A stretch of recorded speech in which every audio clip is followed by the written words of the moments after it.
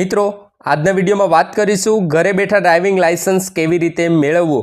આજના વિડીયોમાં આ ડ્રાઇવિંગ લાયસન્સને લગતી સંપૂર્ણ માહિતી અમે વિડીયોના માધ્યમથી આપને જણાવીશું કે મિત્રો ગુજરાત લર્નિંગ લાયસન્સ તેમજ ડ્રાઇવિંગ લાયસન્સ મેળવવા માટે તમારે વય મર્યાદા કેટલી રહેશે, ડ્રાઇવિંગ લાયસન્સ મેળવવા માટે જરૂરી દસ્તાવેજો શું રહેશે, ડ્રાઇવિંગ લાયસન્સ મેળવવા માટે અરજી ફી શું રહેશે અને કાયમી ડ્રાઇવિંગ લાયસન્સ મેળવવા માટે ડ્રાઇવિંગ પરીક્ષા કેવી રીતે લેવામાં આવશે, સંપૂર્ણ માહિતી વિડીયોના માધ્યમથી અમે આપને જણાવીશું। બસ વિડીયોના અંત સુધી બન્યા રહેજો।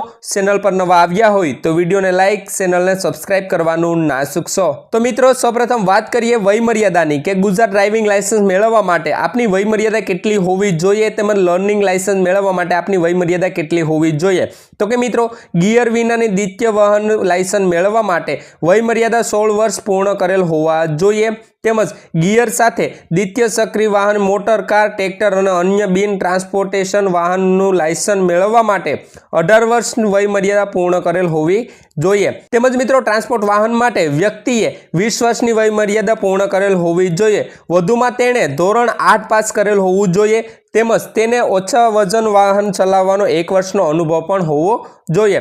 આરેલી છે વય મર્યાદા। તેના પછી મિત્રો વાત કરીએ ડ્રાઇવિંગ લાયસન્સ મેળવવા માટે જરૂરી દસ્તાવેજો એટલે કે ડોક્યુમેન્ટ શું જોશે એમના વિશે। તો કે મિત્રો ઉંમરનો સૌપ્રથમ તો આપણે પુરાવો સાબિત કરવાનો રહેશે, જેમાં શાળા છોડ્યાનું પ્રમાણપત્ર એટલે કે LC, જન્મનો દાખલો અથવા તો પાસપોર્ટ સાઇઝ ફોટો કોઈ પણ ચાલશે।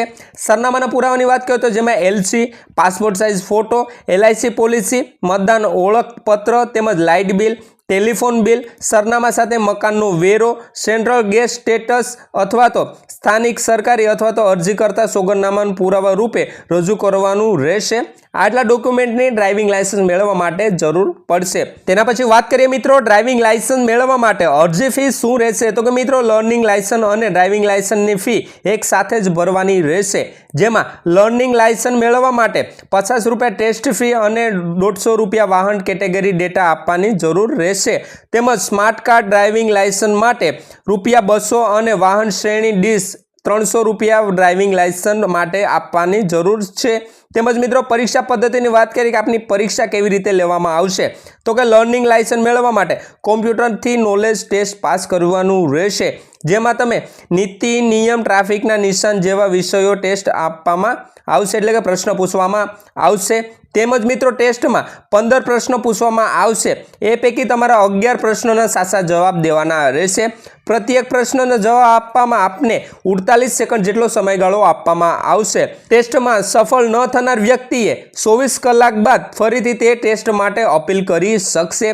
જે વ્યક્તિ પાસે લર્નિંગ લાયસન્સ છે અથવા તો ડ્રાઇવિંગ લાયસન્સ છે તે વર્તમાન ડ્રાઇવિંગ લાયસન્સમાં વાહનની વધારાની શ્રેણી ઉમેરવા અરજી કરી શકે છે। તેને કોમ્પ્યુટર પર નોલેજ ટેસ્ટ આપવામાંથી મુક્તિ આપવામાં આવશે। હવે મિત્રો છેલ્લે વાત કરીએ કે કાયમી ડ્રાઇવિંગ લાયસન્સ મેળવવા માટે ડ્રાઇવિંગની પરીક્ષા આપવી ફરજિયાત છે। તો કે મિત્રો લર્નિંગ લાયસન્સ મેળવનાર કોઈ પણ વ્યક્તિએ તેને મેળવ્યા બાદ 30 દિવસ સમયગાળામાં ગમે તે ત્યારે ડ્રાઇવિંગ ટેસ્ટ આપી શકશે તેમજ મિત્રો જે વાહન માટે ડ્રાઇવિંગ લાયસન્સ મેળવવામાં અરજી કરી હોય તે પ્રકારના વાહન ઉપર જ તેનું ડ્રાઇવિંગ ટેસ્ટ લેવામાં આવશે। લર્નિંગ લાયસન્સ 6 મહિના માટે જ માન્ય ગણાશે, જેથી અરજી કરતા એ માન્ય સમયગાળા દરમિયાન જ ડ્રાઇવિંગ ટેસ્ટ માટે હાજર થવું જરૂરી છે।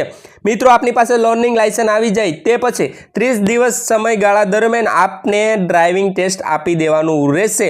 30 દિવસનો સમયગાળો રહેલો હોય છે લર્નિંગ લાયસન્સનો તેમજ મિત્રો લર્નિંગ લાયસન્સની લિમિટ 6 મહિના સુધીની હોય છે। 6 મહિના સુધી લર્નિંગ લાયસન્સ માન્ય ગણાશે। તો મિત્રો બસ આ જ હતું ડ્રાઇવિંગ લાયસન્સ મેળવવા માટેની પૂરી પ્રોસેસ કે મિત્રો જે આપના મોબાઈલ અથવા તો પીસીના માધ્યમથી આપે ઘર બેઠા અરજી કરી શકશો। બાકીની જે પ્રોસેસ છે તે કોમ્પ્યુટર ટેસ્ટ એક્ઝામ તેમજ ડ્રાઇવિંગ ટેસ્ટ એક્ઝામ તે બધી તમારે RTO ઓફિસના માધ્યમથી આપને દેવાની રહેશે। એમની ખાસ નોંધ લેવી તો બસ મિત્રો આ જ હતું ડ્રાઇવિંગ લાયસન્સને લગતી સંપૂર્ણ માહિતી કે જેમાં આપને જણાવ્યા મુજબ ડોક્યુમેન્ટ જોડી અને તમે ઓનલાઈન પ્રોસેસથી ઓનલાઈન અરજી કરી શકશો। જે ફી માગે તે ત્યાં ઓનલાઈન પે કરી અને તમે આ ડ્રાઇવિંગ લાયસન્સ મેળવી શકશો।